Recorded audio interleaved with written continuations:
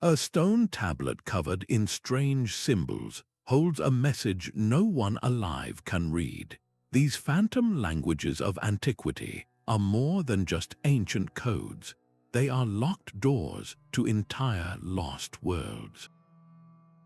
By the end of this journey, you will understand the ingenious methods and high-tech tools we are using to finally give these silent scripts a voice. We will investigate why the language of the Indus Valley civilization remains a stubborn secret and what the bizarre Voynich Manuscript might actually be. What forgotten story would you most want to hear from the past? That stark difference between reading ancient Egyptian and staring at the Indus Valley script defines the phantom. A deciphered script is a conversation with the past. An undeciphered one is a monologue we cannot interrupt. The single greatest obstacle is the absence of a linguistic key, a Rosetta Stone. The real Rosetta Stone was a slab of black granodiorite unearthed by French soldiers in 1799. It bore the same decree in 3 scripts: Greek, Demotic, and Egyptian hieroglyphs. Because scholars could read Greek, they had a perfect translation guide to crack the code of the hieroglyphs. It was a literal dictionary handed to them by history. For a true phantom language, no such key exists. There is no known bilingual text, no familiar language to use as a starting point. Experts are not just trying to learn a new language, they are trying to identify it first, with no idea what it might sound like or even what family of languages it belongs to. The situation becomes infinitely more complex when the underlying spoken language itself is a complete mystery, with no known descendants or relatives in the modern world. Without that anchor, every attempt at decipherment is like trying to solve a crossword puzzle where all the clues are written in a code you also have to break. This fundamental lack of any reference point is what transforms these scripts from historical curiosities into profound intellectual labyrinths. It is a battle against silence, fought on 2 fronts, against an unknown writing system and a lost spoken tongue. And no script embodies this 2-front war more completely than the first great enigma we will confront, a set of symbols from a mighty civilization that simply vanished.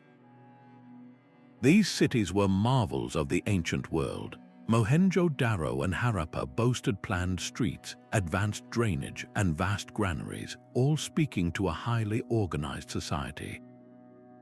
Yet their most personal relics, thousands of small stone seals and pottery fragments, remain utterly mute.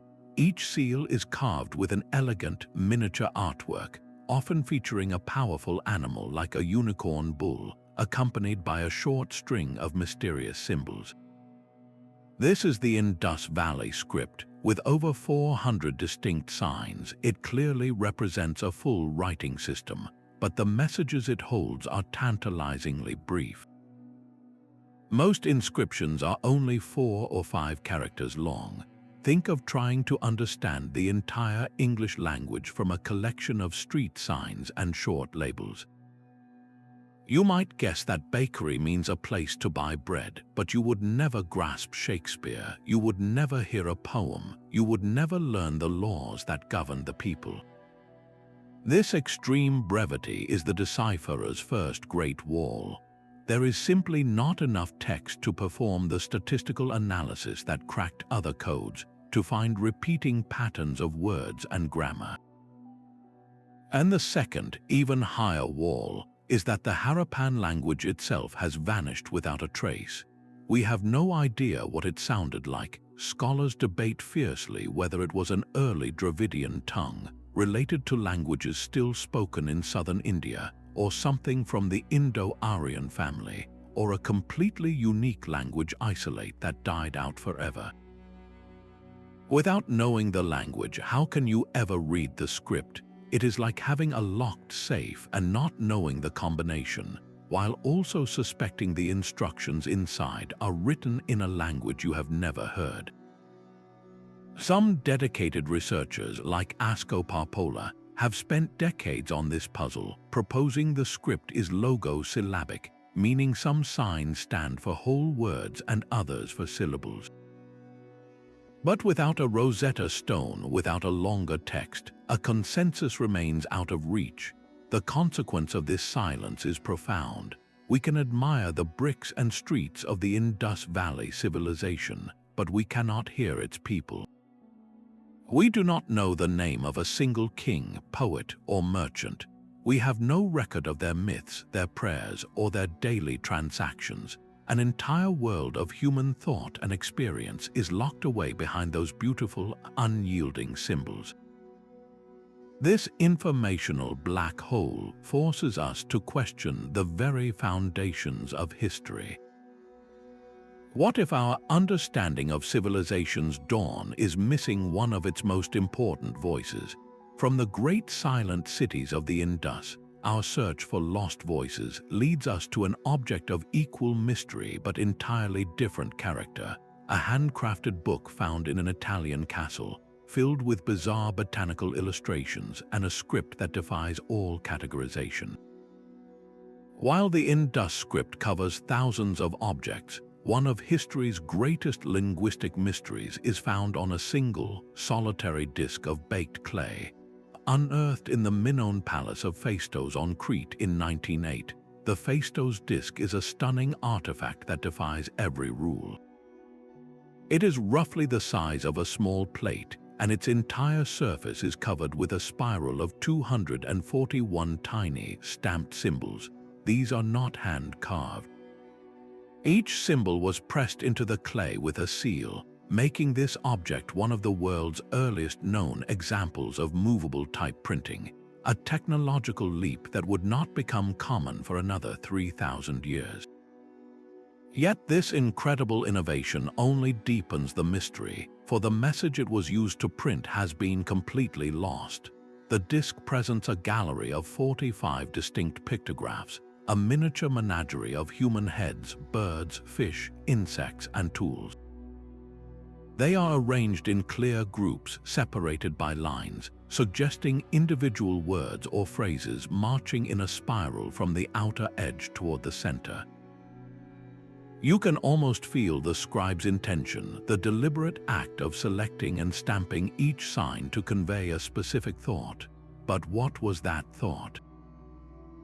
The complete isolation of the disc is its central curse. There is no other text like it anywhere. Without a single parallel inscription, scholars cannot perform the basic analyses that crack codes. They cannot count which symbols appear most often to guess vowels and consonants. They cannot see how words are ordered to deduce grammar. It is a linguistic island with no bridge to the mainland of known languages.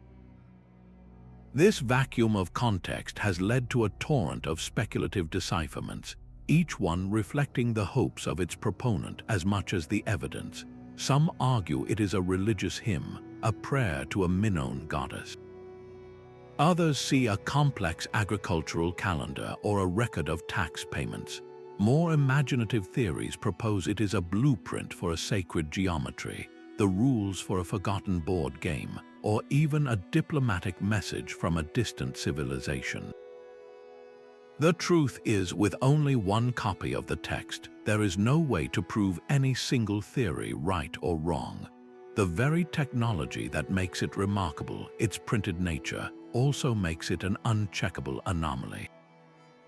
Was it a royal decree, a piece of poetry, or simply an ancient artisan's practice piece? We have no way of knowing. Dating from the 2nd millennium before Christ, the disc is a relic of the sophisticated Minoan culture, a civilization that built vast palaces and vibrant frescoes but left behind very little we can read. The context of its discovery suggests it is genuine, but this only tells us where it was found, not what it says. The underlying language remains a subject of fierce debate. Is it an early, unknown form of Greek? A tongue from Anatolia, modern-day Turkey, or a language that died out without any descendants, leaving the disc as its only epitaph. The Phaistos Disc stands as a beautiful, profound, and endlessly frustrating monument to a single moment of communication, a message that was important enough to be permanently stamped in clay, yet whose meaning has evaporated from human memory. It challenges not just our ability to decipher, but our very assumptions about how writing and technology evolved. From this Mediterranean enigma, our search for phantom languages takes us to a different kind of island, one isolated by culture and geography, where a unique script developed and then vanished for centuries. Far from the stamped clay of the Phaistos Disc, on the most isolated inhabited island on Earth, a parallel tragedy of lost knowledge unfolded. Easter Island's giant stone moai silently watch over the ocean, but they are not the only relics of a sophisticated culture. Scattered in museums around the world are 24 surviving wooden objects covered in finely incised glyphs, a script the natives called Rongorongo. These are not simple carvings, they are a dense tapestry of stylized humans, birds, fish, plants, and abstract geometric forms, each one meticulously chiseled into the wood. The sheer volume of signs on a single tablet suggests a complex, structured writing system, a full language meant to record something of immense importance. Yet when European missionaries first asked about the tablets in the 1860s, they made a chilling discovery: no one left on the island could read them. The last masters of Rongorongo had been wiped out just a few years earlier in a series of devastating slave raids that carried off the island's chieftains and priests. The knowledge did not fade slowly. It was severed in a single, brutal stroke, leaving behind beautiful artifacts that are now utterly mute. The physical act of reading these tablets is a puzzle in itself. The glyphs are not written in simple rows. They are arranged in a method called reverse Boustrophedon. To read the first line, you start at the bottom left and move to the right. But for the next line, you must physically turn the entire tablet 180 degrees upside down, and then read again from left to right. Imagine reading a book where every other page is printed completely upside down, and you have to keep flipping the entire book over to follow the story. This intricate method implies the script was not for casual use. It was a specialized, formal system, likely reserved for the island's elite to record their most vital information. But what was that information? Some researchers, noting similarities with other Polynesian traditions, believe the tablets held sacred chants, genealogies tracing family lines back to the gods or epic creation myths. Others suggest they were astronomical calendars, tracking the movements of stars and planets crucial for navigation and agriculture on their remote island. The tragedy is that we have the Rapa Nui language, but we cannot convincingly match its words to the intricate glyphs. The code that links the two has been lost forever. A few bold claims of decipherment have surfaced over the years, but none have held up to scrutiny or been accepted by the broader academic community. They remain unverified speculations, highlighting how a writing system, once broken from the chain of oral teaching, can become an indecipherable phantom.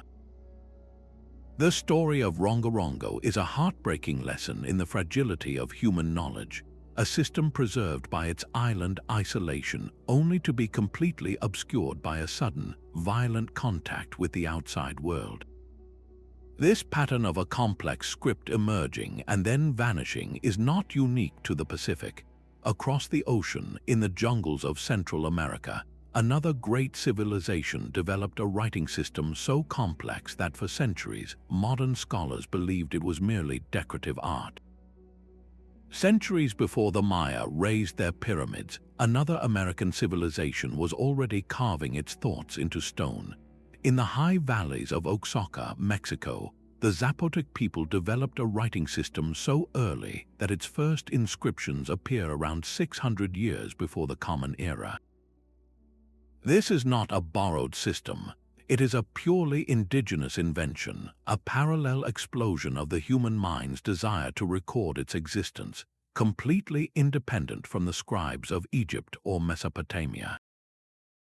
The Zapotec script is found on imposing stone monuments and finely painted ceramics, a collection of elegant glyphs that blend pictures and sounds.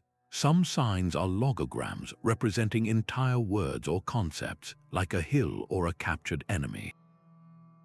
Others are syllabic, standing for the sounds that make up spoken words. You can see the system's sophistication, a flexible tool capable of recording complex ideas. Yet for all its age and importance, the script remains a largely closed book. Why is a writing system from a culture with living linguistic descendants so difficult to read? The obstacles are immense. First, there is simply not enough text. The surviving corpus is limited to a few hundred inscriptions, many of which are badly eroded or broken into fragments.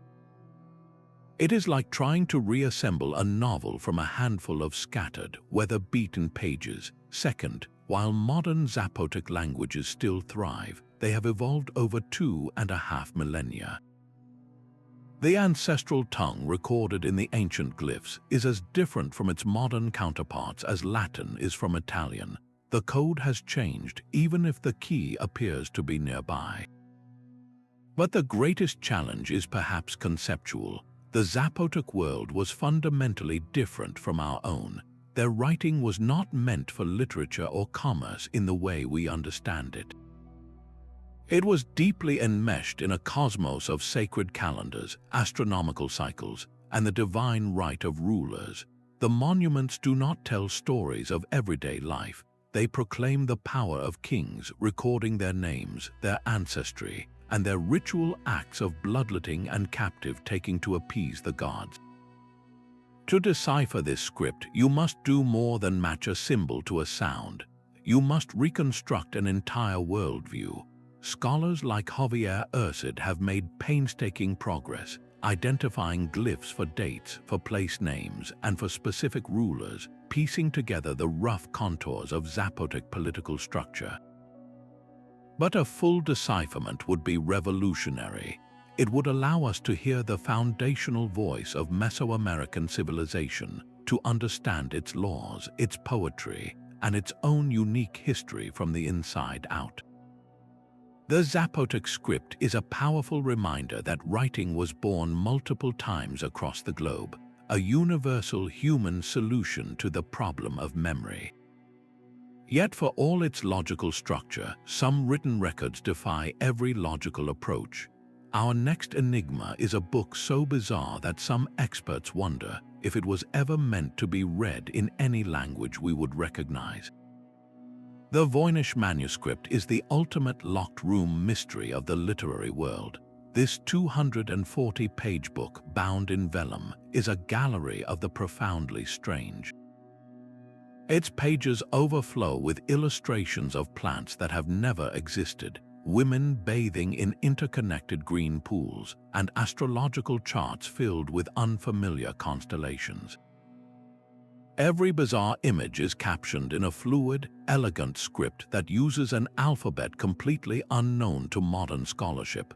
Carbon dating places its creation firmly in the early 15th century, a time when European monks were meticulously copying Bibles, yet this book seems to hail from another reality entirely. The text itself is the core of the enigma. It is written confidently from left to right, with clear word breaks and recurring phrases, suggesting a structured, grammatical language. It looks and feels like a real, written document, but when linguists apply statistical analysis, the patterns collapse into nonsense. The word structures do not align with any known human language on Earth. It is as if you were handed a book in perfect grammatical English, only to discover that the letter frequency and word repetition followed rules found nowhere in nature. This fundamental contradiction has fueled a century of debate. Is it an incredibly complex cipher designed to hide a Renaissance nobleman's secrets? Could it be a constructed language, an early attempt to build a perfect, logical tongue from scratch? Or is it, as some have feared, history's most elaborate and expensive hoax, a meaningless text crafted to deceive a wealthy patron? The most tantalizing recent theory proposed it was a Proto-Romance language written in a highly abbreviated script, but this claim was met with immediate and widespread skepticism, failing to convince the academic community. The manuscript resists every attack. World War II code breakers who cracked enemy ciphers applied their skills and came up empty. Modern supercomputers have churned through countless possibilities without finding a single, verifiable word. The Voynich Manuscript does more than challenge our ability to read. It challenges our very definition of a phantom language. Is it a genuine script representing a lost speech, or is it an intricate artificial system, a work of art whose meaning was never meant to be linguistic? It stands as a siren call to puzzle solvers everywhere, a beautiful, maddening testament to the fact that some doors from the past may remain permanently closed. From this European enigma that defies categorization, we journey to a civilization whose monumental writing was once thought to be mere decoration, a world of pyramids and gods where the stones themselves were meant to speak. A potential key to understanding the very origins of Mesoamerican civilization lies inscribed on a stone slab pulled from a river, the La Mojara Stela, the most complete example of the Isthmian script, presents a tantalizing paradox. Here stands the carved portrait of a powerful ruler, his ornate headdress and regalia speaking a universal language of power, while beside him, more than 400 intricate glyphs record a message meant just for his people. This is not a handful of symbols, this is a dense text, a potential historical document waiting to be heard. The script, used by the Epi-Olmec culture for nearly 1,000 years, represents a direct evolutionary thread, a bridge between the monumental art of the Mother Olmec civilization and the complex writing system of the classic Maya. To read it would be to hear the voice of that crucial link. In the 1990s, a team of researchers led by John Justison and Terence Kaufman made a bold claim. They proposed a partial decipherment, arguing the script was logosyllabic and recorded a very early form of the Zoque language, a tongue still spoken in the region today. Their work was a monumental effort, an attempt to use known linguistic history as a kind of theoretical Rosetta Stone. But the world of decipherment demands more than a good theory, it demands proof. And with only a handful of Isthmian texts in existence, there is simply not enough evidence to test their ideas thoroughly. The academic community remains divided. Is the proposed Zoque connection the real key, or is it a compelling pattern imposed on random noise? The controversy itself is a lesson in scientific rigor. A true decipherment cannot be declared by a single team. It must be validated by the community when the proposed key consistently unlocks new passages and reveals coherent, verifiable information. For the Isthmian script, that moment has not yet arrived. The stakes, however, are immense. If this script were to surrender its secrets, it would do more than just tell us the name of the ruler on the stela. It would illuminate the political structure of a foundational culture. We could learn how these early kings justified their power, which gods they worshipped, and what historical events, what battles and alliances shaped their world. It would rewrite the first chapters of complex society in the Americas, moving from speculation to documented fact. The Isthmian script is a locked door with a potential key half turned in the lock, a constant reminder of how close we can come to a lost world while still being shut out. This struggle between a promising key and a stubborn lock is not unique to the jungles of the Americas. Far away, on the vast windswept plains of Central Asia, another ancient script has resisted every attempt at a solution for over a century, a ghostly remnant of a nomadic empire that once rivaled the greatest powers of the ancient world. Long before the enigmatic Voynich Manuscript was penned, humanity was already creating scripts that would become permanent mysteries. In the dust of ancient Iran, we find the very cradle of this problem. The Proto-Elamite Script, etched onto clay tablets around 3,100 years before the Common Era, is arguably the oldest undeciphered writing system in the entire world. It emerged at the same time as the earliest cuneiform in neighboring Mesopotamia, a parallel experiment in capturing language. Yet while cuneiform was eventually cracked, Proto-Elamite has stubbornly held its silence for over 5 millennia. Imagine the sheer weight of that time span. This script is a direct window into the moment our ancestors first began to systematically record their world, and we are still standing on the wrong side of the glass. The tablets themselves are administrative records, lists of goods and accounts. They use roughly 1,000 different signs. Many of these are abstract numerical and metrological symbols which scholars can understand. We can look at a tablet and know it records so many units of grain or so many head of livestock. But the other signs, the ones that likely represent the goods themselves, the people involved, or the places of origin, remain completely mute. We can see the numbers, but we cannot read the labels. It is like finding a spreadsheet from a lost civilization where all the totals are clear, but every single row and column header is written in code. The primary obstacle is the language. Most experts assume the script records the Elamite language, which is a language isolate, meaning it has no known relatives, living or dead. But this is only an assumption, and it has never been proven. We are trying to decode a message without knowing the language it is written in, a problem we have seen before, but here it is magnified by extreme age. Furthermore, the script's own nature works against decipherers. It was used for a very short period, perhaps only a couple of centuries, and solely for bureaucratic bookkeeping. The texts are painfully formulaic and repetitive.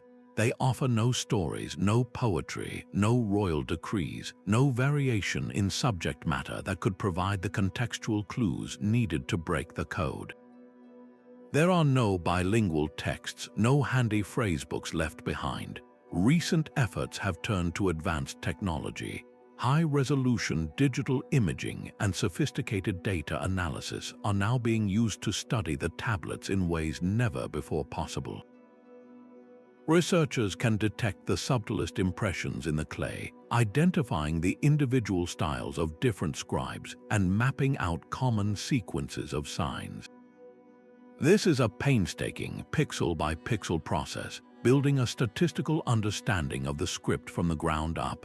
It is a race not just against the intellectual puzzle, but against the physical decay of the clay tablets themselves. Cracking Proto-Elamite would be a revolutionary achievement.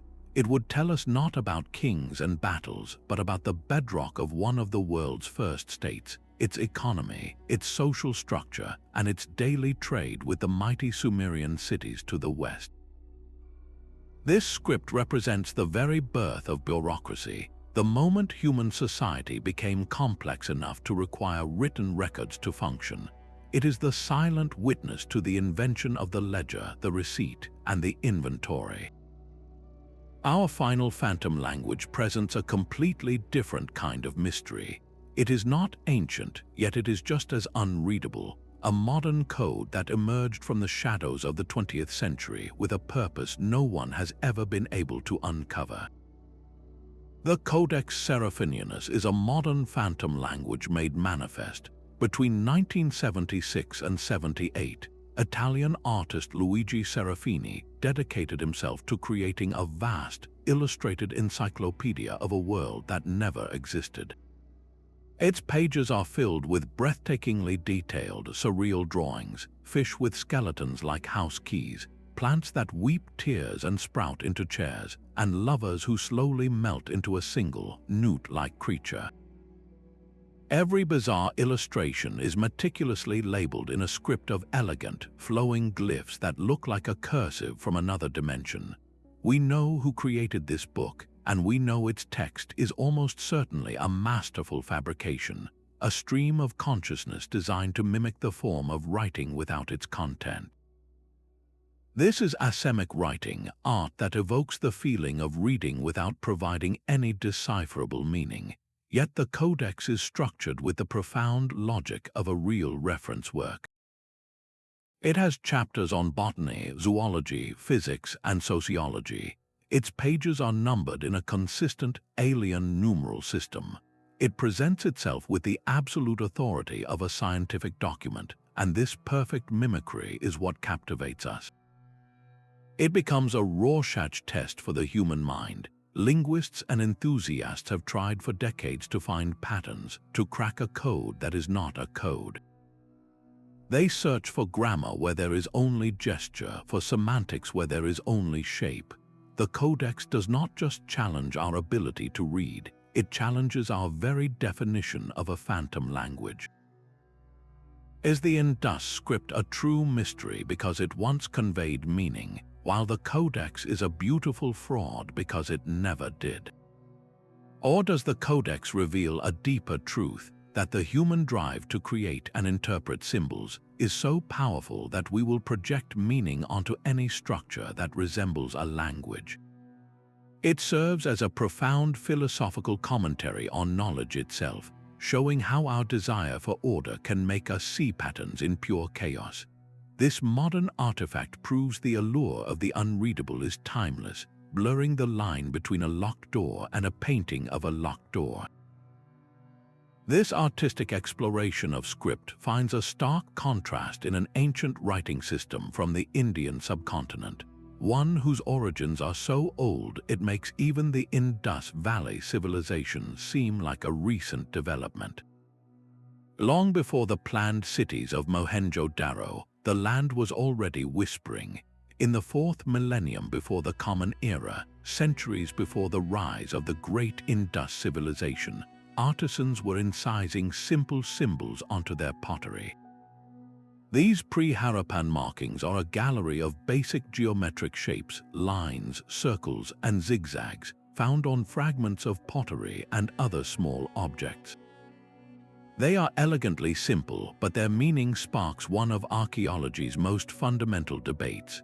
Are we looking at the very first, faltering steps toward a full writing system? Or are these just practical marks, a potter's signature, a tally of goods, or a clan's ownership symbol? The distinction is everything. True writing represents the sounds of a specific spoken language, capable of recording any and all thought. These early symbols lack the complexity, the standardization, and most importantly, the clear linear sequencing we see in the later Indus script. They do not form obvious sentences or structured phrases. If these symbols are a form of proto-writing, then the story of the Indus script is one of gradual, organic evolution. Deciphering them would be like finding the first rough sketches for a masterpiece, revealing the ideological and social seeds from which one of the world's first great civilizations grew. We could understand what concepts were so important to these early people that they needed to be permanently marked. But if these marks are non-linguistic, then the fully formed Indus script that appears centuries later represents a sudden, brilliant, and independent invention of writing, a cognitive big bang that seemingly came out of nowhere. This debate forces us to confront a profound question. How does humanity cross the threshold from using symbols to represent things, to using them to represent the very sounds of speech? It is the difference between drawing an ox to mean an ox and using a symbol for the sound ox to spell out a word like oxygen. That leap is one of the most revolutionary in human history. These pre-Harappan symbols are the fossil evidence of a society standing at that precipice, the faint, tantalizing echoes of a mind on the cusp of creating a tool that would change the world forever. This search for the origins of writing is a global story, and from these ancient Indian symbols, our journey moves to a script that flourished over 2,000 years later, a system whose elegant characters were carved into monuments across the ancient Near East. We can pronounce the royal decrees of the Kingdom of Kush with perfect clarity, yet we have no idea what those proclamations actually mean. This is the singular paradox of the Meroitic script. The people of Meroe, in what is now Sudan, were neighbors and sometimes rivals of Ptolemaic Egypt and even Rome. Around the 2nd century before the Common Era, they made a decisive cultural break, replacing the complex Egyptian hieroglyphs they had long used with their own unique, elegantly cursive alphabet. We know the sound of every one of its 23 letters. When we look at a Meroitic funerary stela, we can sound out the words inscribed for the dead, listening to the ghost of a language spoken 2,000 years ago. But the words themselves are just empty vessels. The Meroitic language is a complete isolate, sharing no proven roots with Egyptian, the Semitic languages, or any African tongue we know today. It stands alone in history, a linguistic island. This creates a bizarre situation where we possess a literal, phonetic key to the script, but the language it records remains a locked room. From context, we have pieced together a handful of words. We know the terms for son, wife, and brother. We can identify the names of gods and queens and kings. But without understanding the grammar, the sentence structure, or the vast majority of the vocabulary, these texts are like listening to a conversation in a crowded room where you only catch a few familiar names. You know who they are talking about, but you have no idea what they are saying. Deciphering Meroitic is no longer a problem of cracking a code. It is a problem of reconstructing an entire language from a limited set of clues. The surviving texts are overwhelmingly funerary, filled with similar formulas and dedications. They are like having a million copies of the same basic greeting card message, when what you truly need is a novel, a legal document, or a poem to see the language in all its variety. Unlocking this language would do more than just translate epitaphs. It would open the history of a major African power that controlled the Nile's wealth and challenged the legions of Rome.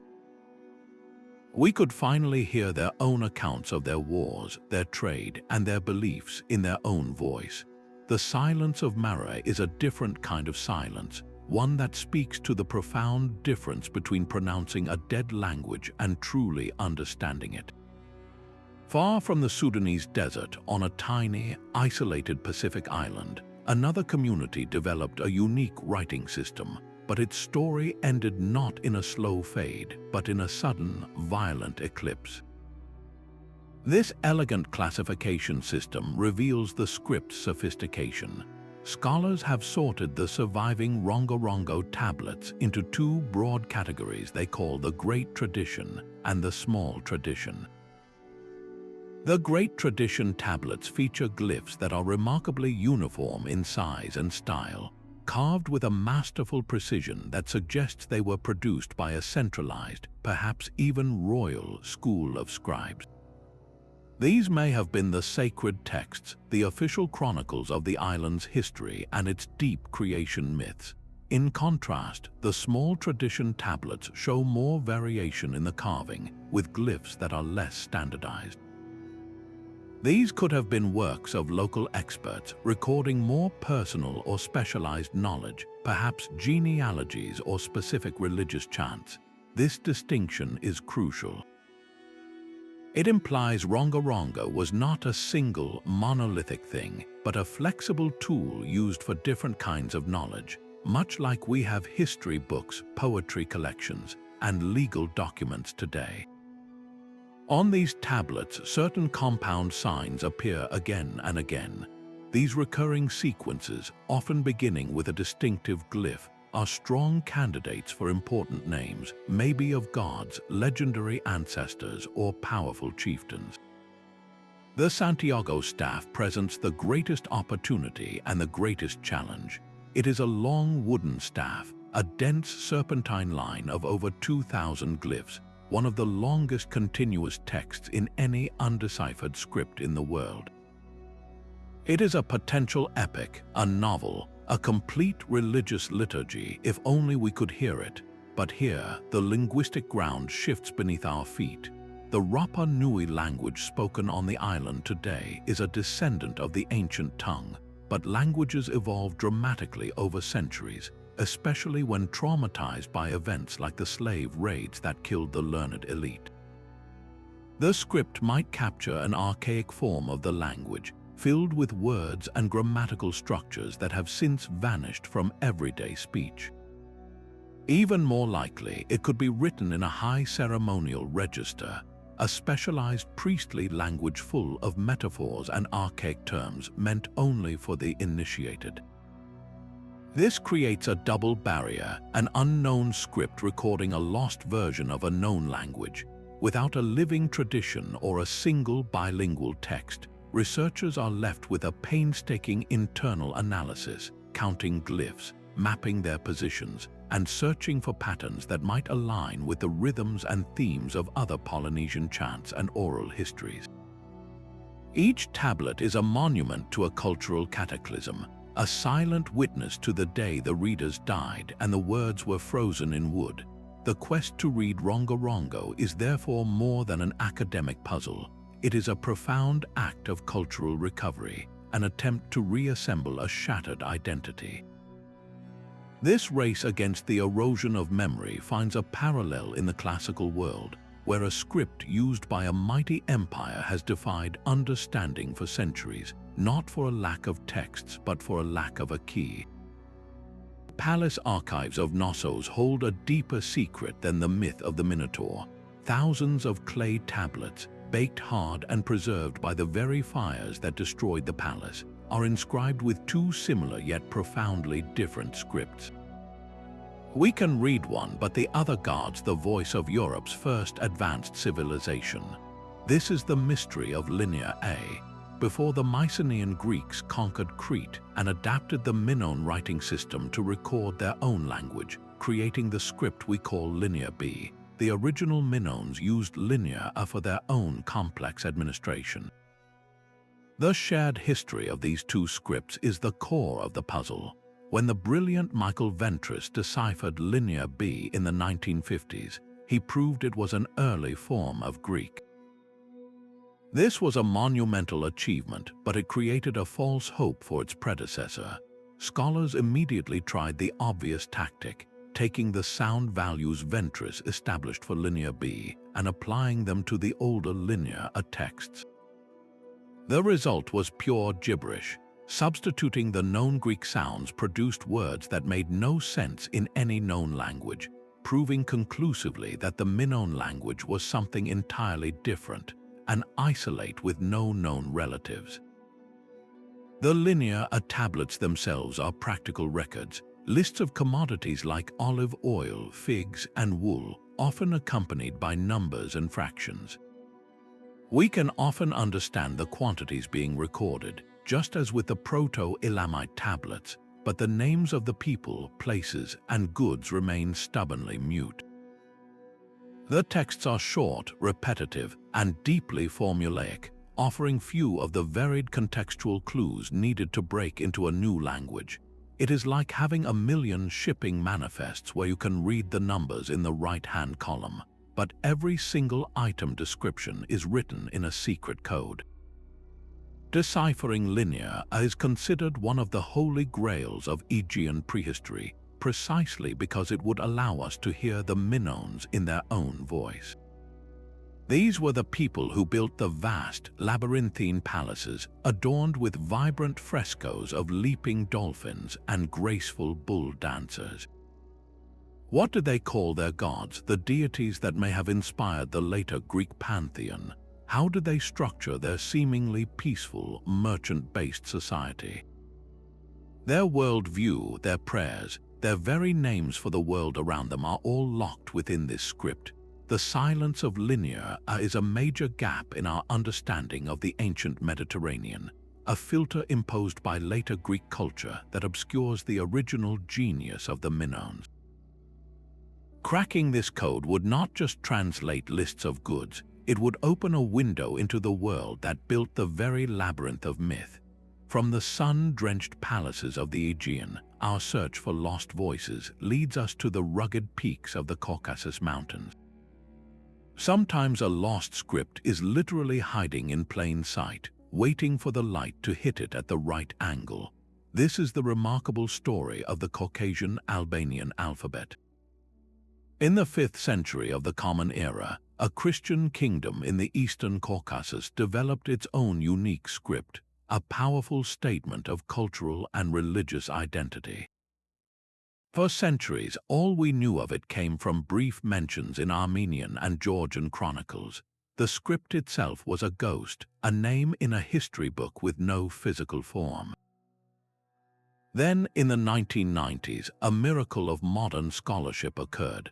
Researchers examining a medieval Georgian manuscript in the sacred library of St. Catherine's Monastery in Egypt noticed something strange about the parchment. It was a palimpsest, a recycled book where the original text had been scraped away to make room for the new, but the ghost of the old writing lingered beneath. Using advanced spectral imaging, they peered beneath the Georgian text and found the lost Caucasian Albanian alphabet perfectly preserved. This was not a copy or a description. It was the real thing, a prayer book that had actually been used by this lost kingdom. The script itself was recovered, its letters catalogued and understood, but the victory was only partial. The language those letters recorded remains a profound challenge. Caucasian Albanian is a Northeast Caucasian language, a distant ancestor of modern Udi, but the ancient form is so different that it is like comparing modern English to the tongue of Beowulf. The palimpsest contains lectionary texts, passages from the Bible, which gives decipherers a crucial head start. They know the general subject matter, the stories of the Gospels that were being translated. Yet the translation is often idiosyncratic, a unique interpretation that doesn't match known Greek or Syriac versions word for word. This means that while a scholar might know a passage is about the parable of the sower, the specific Caucasian Albanian words used for seed, soil, and harvest are still up for debate. The language has its own grammar, its own idioms, its own way of seeing the world. Deciphering it completely would unlock a unique perspective on the spread of Christianity, showing how one culture on the edge of the empires adapted and interpreted this global faith. It would provide invaluable data on the political and linguistic landscape of the ancient Caucasus, a region that has always been a crossroads of empires. The Caucasian Albanian script is a rare beacon of hope in this field, a phantom that was physically brought back from the void.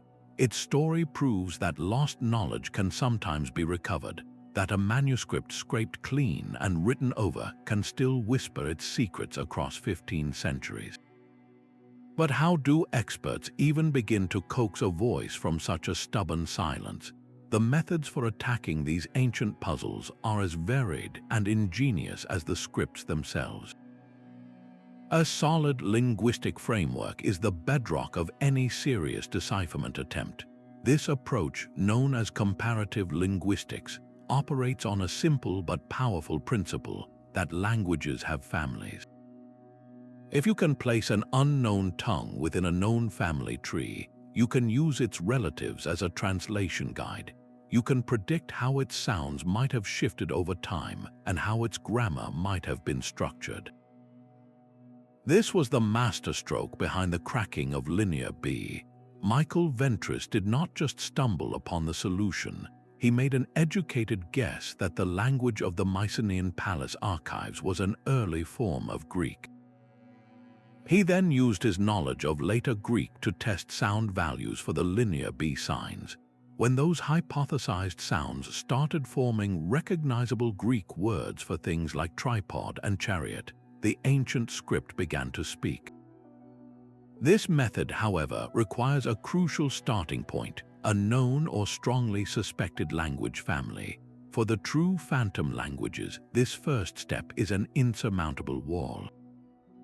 The language behind the Indus Valley script has no confirmed relatives. Is it a Dravidian tongue, an Indo-Aryan one, or something else entirely? Without this basic classification, comparative linguistics has nothing to compare. Scholars are left trying to reconstruct a building without knowing what the foundation looks like. The process itself is incredibly painstaking.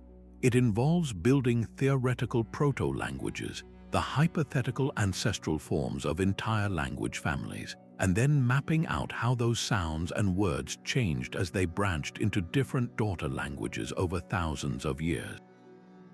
This requires a massive amount of data from known languages to establish reliable patterns. A phantom language offers no such data, just a collection of silent symbols. In these cases, any attempt to use comparative methods becomes pure speculation, a shot in the dark with no way to verify if you have hit the target. When this primary tool fails, decipherers must turn inward, scrutinizing the script itself for clues. They analyze the internal structure, counting how often certain signs appear, which signs tend to follow others, and how the sequences are grouped. This statistical approach can reveal the script's fundamental nature, whether it is an alphabet, a syllabary, or a logo-syllabic system. It can identify probable grammatical markers or common words. But without the anchor of a known language, these internal patterns can only tell you so much about the system. They cannot tell you what it actually says. The search for linguistic relatives is the essential first compass for any decipherment journey.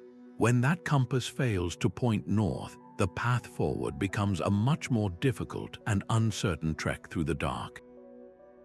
This reliance on internal clues leads directly to another powerful modern tool, one that can analyze those patterns with digital precision. Statistical analysis provides a powerful new lens for these ancient puzzles. Think of a computer not as a translator, but as a superhuman pattern detector, sifting through thousands of inscriptions in seconds. It counts how often each symbol appears, maps which symbols tend to follow others, and measures the complexity of the resulting sequences. These patterns are like the unique fingerprint of a writing system. For example, in a typical alphabetic script, a handful of letters, the vowels and common consonants, will appear with much greater frequency than the rest. In a syllabic system, the distribution of signs looks different. By analyzing this data, a computer can make an educated guess about the fundamental nature of the script itself. The enigmatic Voynich Manuscript has been a prime target for this kind of analysis. When linguists ran statistical tests on its bizarre text, they found something startling. The word level entropy, a measure of randomness and structure, closely matched that of known natural languages like English or Arabic. This finding strongly suggests the manuscript is not a meaningless hoax or a simple substitution cipher. Its text appears to follow the complex, subconscious rules that govern all human communication. Yet, it stubbornly refuses to match any specific language on Earth, deepening the mystery, even as the method confirms there is a real system at work. For the Indus Valley script, computational approaches have sparked fierce debate. Researcher Rajesh Rao applied sophisticated Markov models, which analyze the probability of one sign following another. His team argued that the patterns they found were consistent with a linguistic script, not just random symbols or non-linguistic emblems. They pointed to the presence of what looks like syntax, a grammatical structure governing how signs are ordered. However, critics counter that these patterns could emerge from other systems, like clan symbols or ownership marks arranged by cultural convention. The computer provides a compelling argument, but it cannot deliver a final, unassailable verdict on its own. This highlights the crucial limitation of pure number crunching. Computational linguistics can identify deep structural patterns and provide a mountain of suggestive data, but it cannot, by itself, tell you what a single word means. The output of a statistical model is a set of probabilities and correlations, not a translation.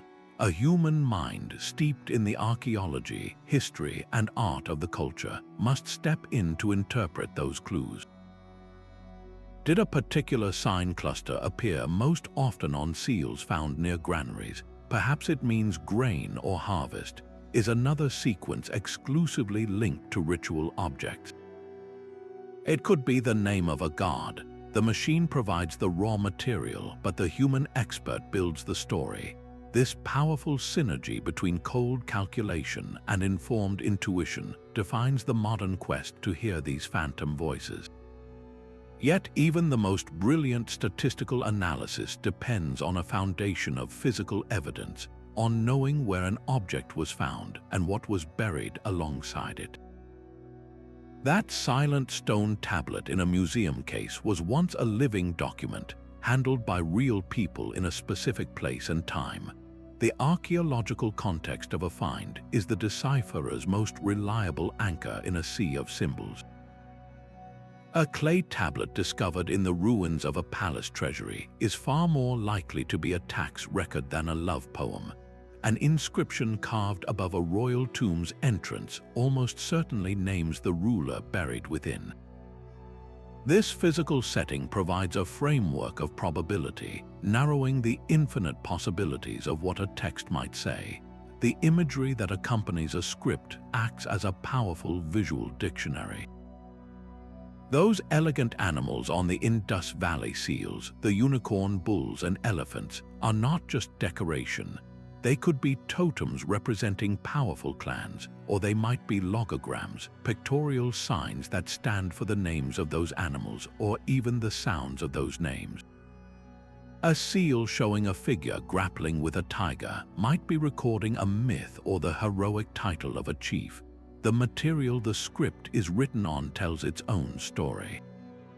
Fragile papyrus or wood suggests a document meant for temporary use, like a letter or a merchant's ledger. Inscriptions carved with immense effort into enduring stone were meant to last for eternity, proclaiming royal decrees, religious laws, or the glory of the gods. Even the geographic spread of inscriptions paints a picture. Finding the same script in a port city and a distant inland mine hints at trade networks and administrative control.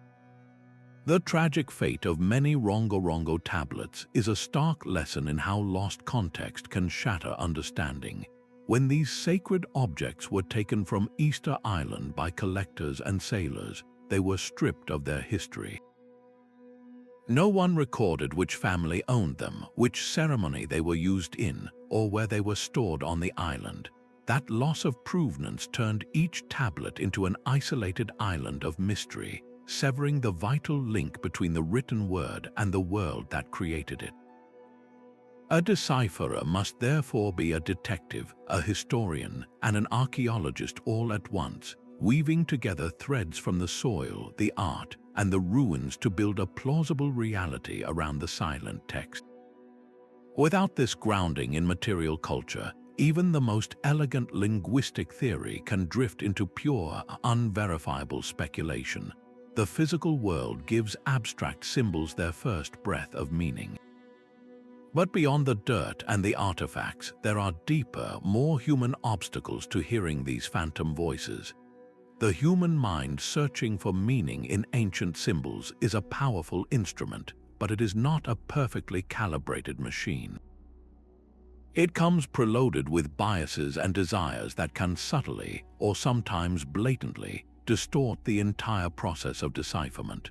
One of the most persistent traps is confirmation bias, where a researcher becomes so invested in a particular theory perhaps that the Indus script is Dravidian, that they begin to see overwhelming evidence for it everywhere.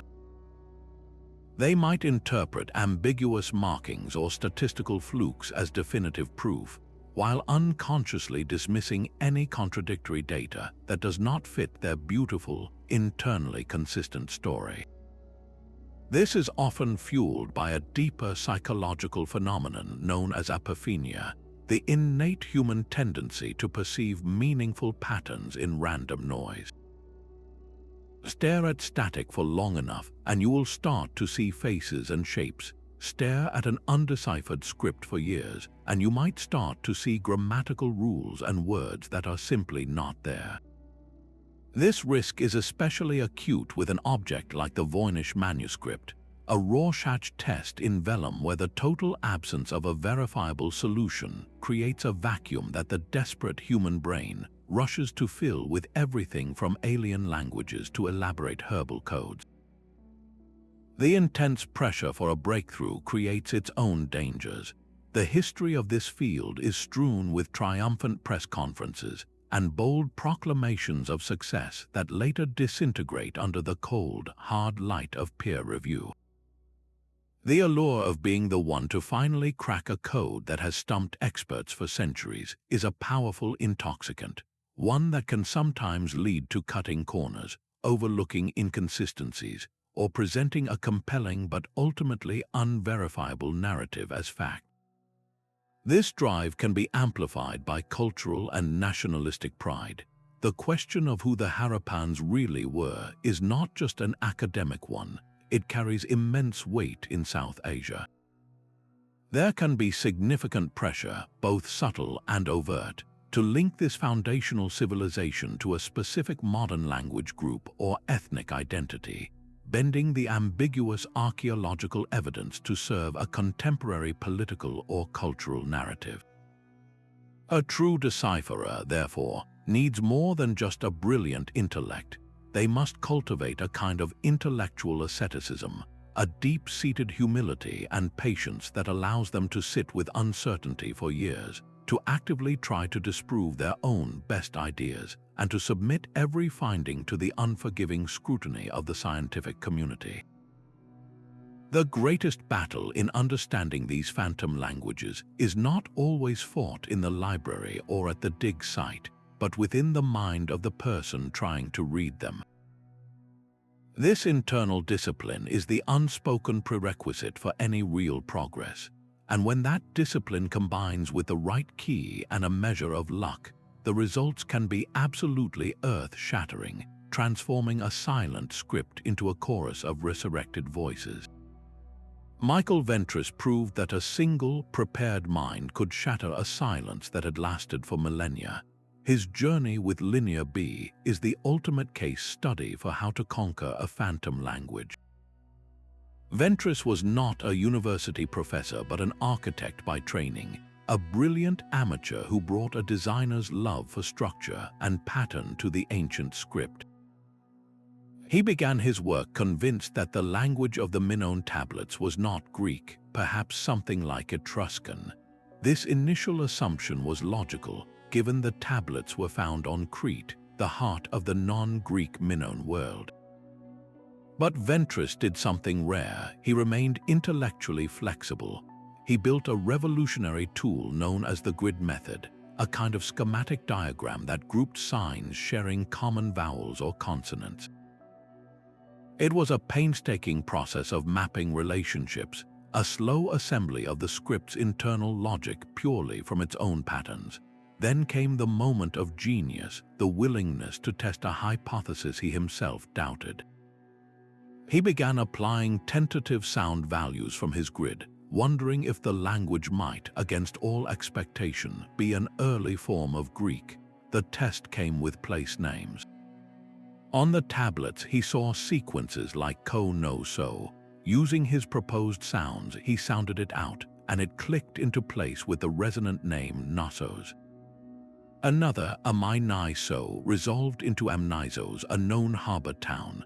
This was not a vague similarity, it was a direct hit. The words on the clay were Greek. The implications were earth-shattering.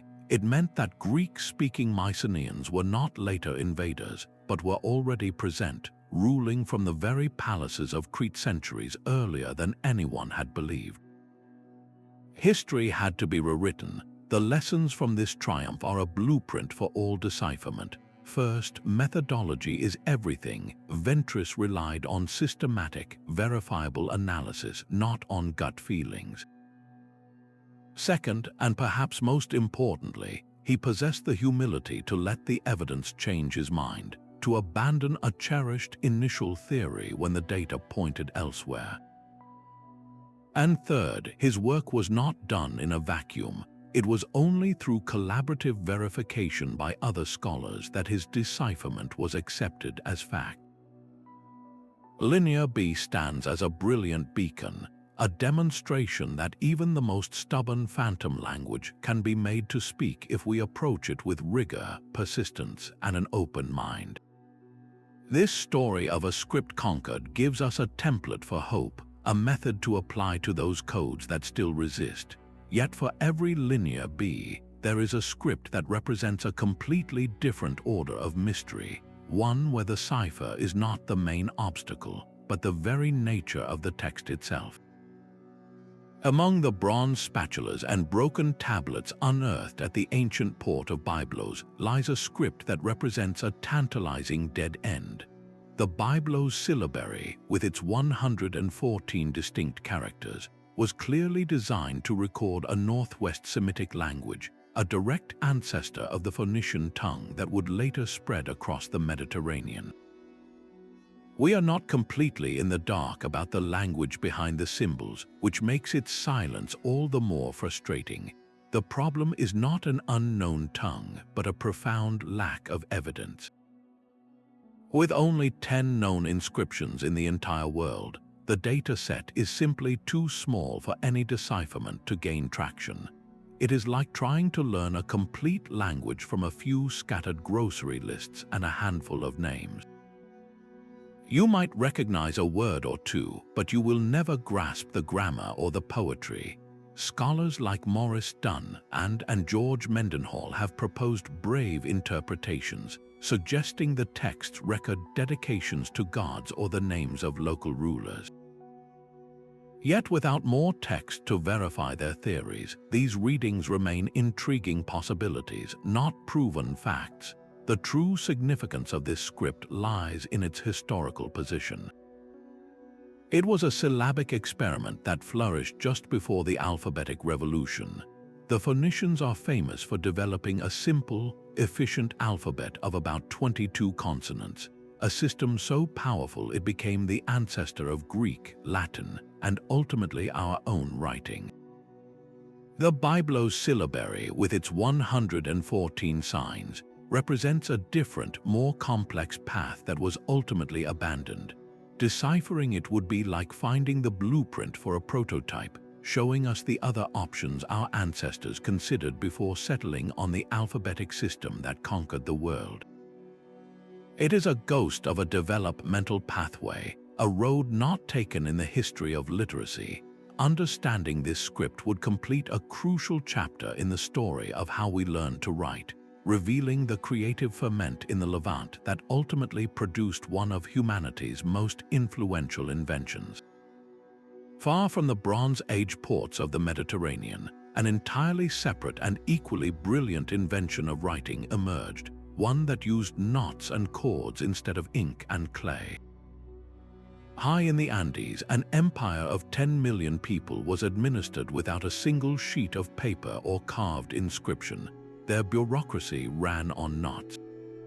The quipu was the nervous system of the Inca Empire, a complex device made of cotton or camelid fiber cords, where information was encoded in a language of thread. This was not writing as we know it, but a three-dimensional, tactile system of record-keeping so sophisticated it managed the logistics of the largest state in the pre-Columbian Americas. Each quipu is a primary cord from which dozens of pendant cords hang like a fringe. The data is stored in a stunningly precise vocabulary: the color of each cord, the spin and ply of the fibers, the specific type of knot, whether it is a simple overhand knot or a complex long knot, and the exact position of that knot along the cord's length. A single change in any one of these variables could alter the entire meaning. Think of it not as a book, but as a physical spreadsheet you could hold in your hands, where every column and row is defined by texture and hue. For the Incas, these devices recorded census data, tracked tributes, and stored inventories for vast storehouses. They were the accounting ledgers that held the empire together. But were they capable of more? Scholar Sabine Heil's research on a rare group of colonial-era quippers from Peru suggests a revolutionary possibility. These particular quippers, she argues, use a complex binary code of 7 different knot types, combined with a rich palette of over 90 different colors, to represent syllables from the Quechua or Aymara languages. In this theory, a specific combination of a red chord with a figure 8 knot might represent one syllable, while a green chord with a long knot might represent another. If correct, this would mean the quipu was not just a mnemonic device for numbers, but a true tactile writing system, capable of recording poetry, laws, and history.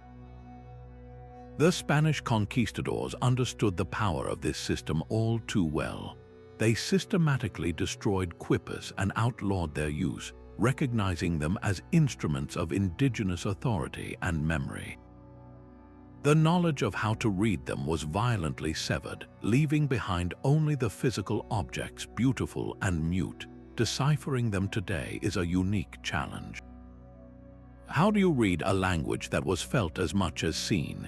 You cannot apply standard linguistic analysis to knots and strings. Modern efforts rely on building massive digital databases, cataloging every known quipu, and using pattern recognition software to find correlations between knot combinations and what we know of Inca administrative districts from Spanish records. Researchers have had significant success in cracking the numerical codes, understanding how the Incas represented units, tens, and hundreds. But the leap from accounting to narrative, from numbers to stories, remains the field's holy grail. Cracking that code would be a historical earthquake. It would allow us to hear the story of the Inca Empire not from the Spanish chroniclers who conquered it, but from the Incas themselves, recorded in their own knotted language.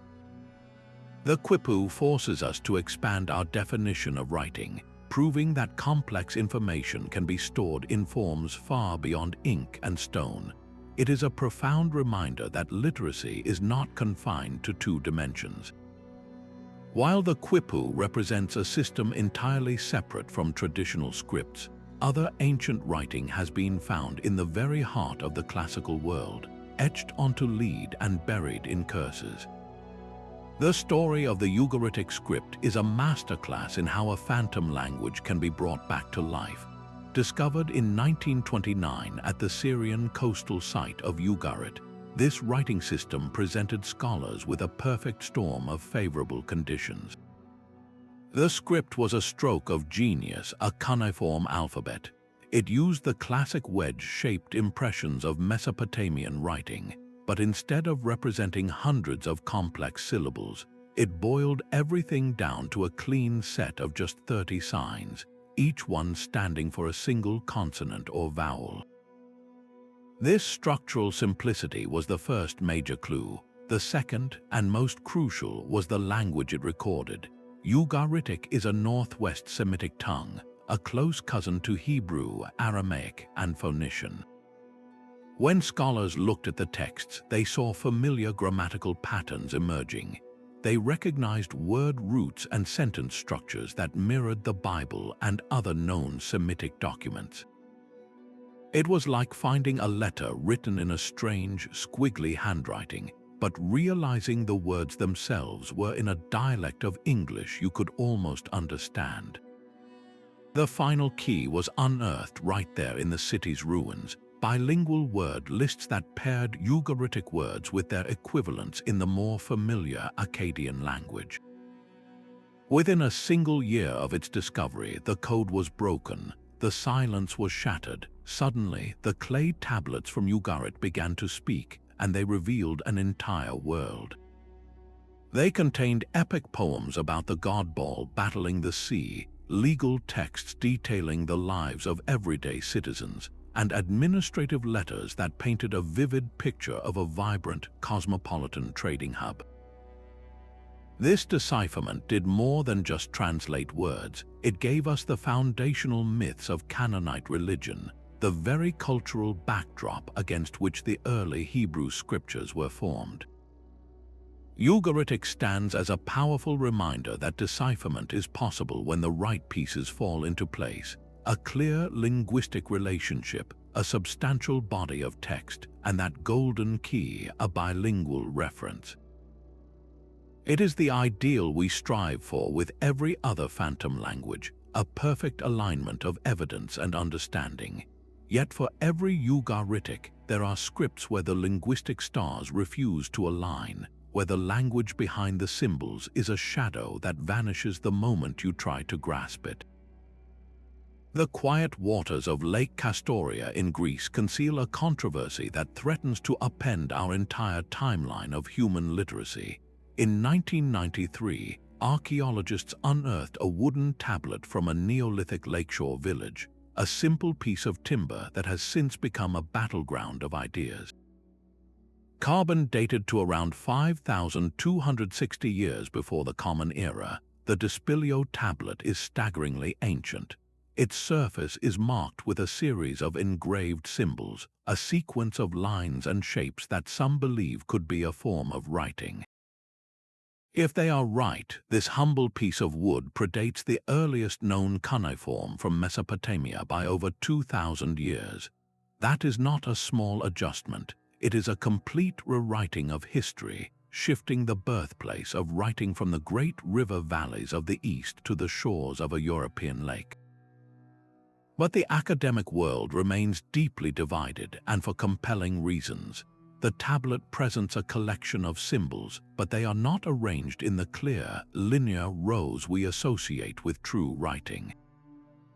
There is no obvious directionality, no repeated sequences that suggest grammar or syntax. It stands alone, a solitary artifact with no siblings. No other tablets with similar markings have been found at the site or anywhere else in the region from that era. This isolation is a major strike against it. How can you decipher a language when you have only one short, ambiguous text? Most archaeologists lean toward a more conservative interpretation. They propose the markings are decorative patterns, a clan's ownership mark, or simple tally counts for goods. The social context itself works against the writing theory. This was a small Neolithic farming community, not the complex, stratified state with the bureaucratic needs that typically spur the invention of writing to track taxes, laws, and trade. The Dispilio tablet forces a profound and difficult question: where do we draw the line? When does a symbol stop being a picture or a mark and start being a word? True writing represents the specific sounds of a spoken language, a system flexible enough to record any thought, from a king's decree to a merchant's complaint. Proto-writing, on the other hand, uses symbols to convey ideas more generally, like a drawing of the sun to mean day or a series of notches to count sheep. The tablet sits precariously on this blurred boundary. It could be the ghost of a brilliant local invention, an idea for writing that flickered into existence and then died out, leaving no descendants. Or it could be something much simpler, a testament to the universal human urge to mark surfaces, but not to encode language. This artifact is a cautionary tale about the powerful desire to find meaning, to push our achievements further back in time. It challenges us to hold our excitement in check and to demand rigorous proof, reminding us that the birth of an idea is often the hardest moment to identify in the archaeological record. This urge to find meaning, however, must always be balanced by a profound responsibility. A deciphered script can rewrite history, but who gets to hold the pen? The act of unlocking a lost language is far more than a technical puzzle. It is an act of profound cultural power. For centuries, the process was dominated by Western institutions and scholars who often treated these scripts as intellectual trophies, divorced from the living descendants of the people who created them. The monumental work on Maya glyphs, for instance, was for generations the exclusive domain of European and American academics. Meanwhile, the modern Maya people, the direct cultural heirs to that civilization, were frequently sidelined, their own ancestral knowledge treated as a foreign subject for outsiders to master and explain back to them. This dynamic raises a difficult question. When a colonial power or its academic successors decipher the script of a colonized people, who does that recovered history truly belong to? Does it become a universal fact of human history, or should its stewardship and interpretation rest primarily with the cultural descendants? The answer is reshaping the field today. There is a vital and growing movement towards collaborative decipherment, where linguists and archaeologists partner with indigenous communities from the very beginning. This is not about handing over a finished translation. It is about working together to rebuild a shared heritage, combining scientific rigor with deep cultural memory. The stakes of this recovered knowledge are not merely academic. A successful decipherment can become a powerful political tool.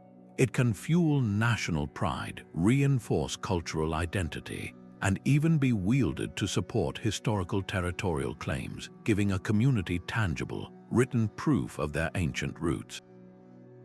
But with this power comes a deep ethical responsibility. Some knowledge was never meant for public consumption. Sacred texts, ritual incantations, or secret histories might be embedded in these scripts. To decipher and broadcast them could constitute a form of cultural violation, a final theft of something intended to remain private. The decipherer therefore walks a delicate line. Their work has the potential to reconnect broken threads of human history, to restore voice and identity to peoples who were silenced. Yet they must approach these cultural treasures not as conquerors of a code, but as humble guests asking permission to listen. The technical brilliance to crack an ancient cipher must be matched by the wisdom to understand its impact on the living. This ethical dimension adds a necessary layer of humanity to the scientific challenge, ensuring the quest to read the past is guided by respect for the present. And as we navigate these complex questions, a new suite of tools is emerging that could fundamentally alter the landscape of this ancient pursuit. A new kind of codebreaker is emerging, one that never sleeps and processes information at a scale beyond human capacity. Artificial intelligence and machine learning are now being trained on the phantom languages themselves. Imagine a neural network that has digested every known writing system, from cuneiform to modern alphabets, learning the deep, hidden rules of how symbols form words and how words build sentences. This digital mind can then turn its immense focus onto a script like that of the Indus Valley, analyzing all 4,000 known inscriptions simultaneously. It can search for subtle syntactic patterns and morphological clues across the entire corpus in seconds, a task that would take a human scholar a lifetime. This is not science fiction. Projects are already underway using these advanced algorithms to attack the Voynich Manuscript, testing millions of potential linguistic models against its bizarre text to see if any hold. The brute force of computation is being paired with the subtlety of big data, where AI can cross-reference seemingly unrelated pieces of evidence. Genetic data from ancient skeletons, pollen analysis from archaeological sites, and trade records from distant civilizations can all be fed into a model. If ancient DNA reveals a significant population movement into the Indus Valley from a specific region, the AI can instantly cross-check the linguistic families of that region against the statistical patterns in the Harappan script, proposing a new, testable candidate for the underlying language. These machines are not here to replace the human decipherer. They cannot feel the weight of a clay tablet or understand the sacred power a symbol might have held. Their role is that of a superhuman assistant, generating 1,000 hypotheses overnight so that the human expert can focus on the 10 most promising ones, using cultural intuition and historical knowledge to interpret the machine's findings. This collaborative model, a partnership between silicon pattern recognition and human empathy, could be the key that finally turns the lock. The age of AI-assisted decipherment is dawning, and it promises to illuminate dark corners of history we thought were lost forever. These tools represent our best hope for giving voice to the silent scripts of antiquity, a marriage of cutting-edge technology and ancient tradition that may finally solve riddles that have endured for centuries. This partnership itself is a testament to the enduring power of the human drive to communicate, a modern echo of the very creativity that produced these phantom languages in the first place. 3 small clay tablets from a Neolithic grave in Romania hold a claim that could shatter our timeline of history. The Tărtăria Tablets, dated to around 5,300 years before the Common Era, are incised with a horned animal, a branch, and a series of abstract marks. They were discovered alongside the bones of a ritually sacrificed individual, a context that immediately casts their purpose in a sacred, somber light. The controversy lies in what these symbols represent. A handful of researchers argue passionately that they are a primitive form of writing. If this is true, it would mean a fully developed script emerged in the Balkans over 1,000 years before the earliest cuneiform in Mesopotamia, rewriting the entire story of literacy. Yet the vast majority of archaeologists see something else entirely. They point out that the symbols lack the linear sequencing and repetition of true writing. Instead, they likely belong to the Vinca culture's system of proto-writing, a sophisticated set of standardized symbols used across a wide geographical area for religious or social purposes, perhaps to mark ownership or clan identity, but not to record spoken language. This distinction is everything. It is the difference between a sign that says bakery and a sentence that explains how to bake the bread. The burial context strongly suggests a symbolic function, perhaps a set of powerful icons meant to guide or protect the deceased in the afterlife, not to keep administrative records. The Tărtăria Tablets exist at the very frontier of our search for writing's origins. They are a ghost from the dawn of symbolic thought, a powerful testament to the human need to encode meaning into the physical world. Whether they are writing or not, they capture that pivotal moment when the human mind began its long journey toward capturing language itself. Their true meaning is a secret kept by the Neolithic past, a silent challenge that forces us to ask where symbolism ends and true writing begins. This deep, personal struggle to find answers is not just about data and algorithms. Behind every attempted decipherment, there is a human being consumed by a singular, obsessive quest. That singular focus, that willingness to spend a lifetime staring into the abyss of an unsolved puzzle, defines the decipherer. These are not mere academics, they are intellectual explorers, driven by a unique blend of obsession and genius. Take Michael Ventris, the architect who famously cracked Linear B. He was an outsider, an amateur whose brilliant, structured mind saw patterns where full-time scholars saw only chaos. His story is one of meticulous, self-taught dedication. Then there is Jean-François Champollion, the French linguist who unlocked Egyptian hieroglyphs. His life became a single-minded race against rivals and time, a desperate sprint to be the first to hear the voices of the pharaohs. He famously collapsed after his breakthrough, whispering that he had done it. For every celebrated success like Champollion, there are figures like Asko Parpola, who has devoted his entire professional life to the Indus Valley script. Imagine building a career publishing papers and guiding students, all while knowing the central question of your life's work remains stubbornly unanswered. That is a special kind of intellectual endurance. These individuals often work in the face of profound skepticism and isolation. Their radical theories are dismissed as fantasy, their painstaking progress ignored by a mainstream that demands proof they cannot yet provide. They are the ultimate long-shot detectives, investigating crimes where the witnesses are dust and the evidence is fragmentary. The toolkit for such a detective is extraordinarily diverse. You need the logical rigor of a mathematician to perform statistical analysis, the deep cultural knowledge of a historian to understand context, and the ear of a linguist to hear the ghost of a language in silent symbols. But sometimes the final leap requires something less tangible, a flash of creative intuition, a moment where the pieces click into place not just logically but almost aesthetically. The history of decipherment is filled with these brilliant, often overlooked figures.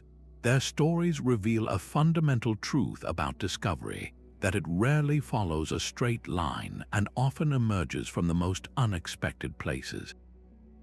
It demands a mind willing to question everything, to tear down established dogma and propose a new reality.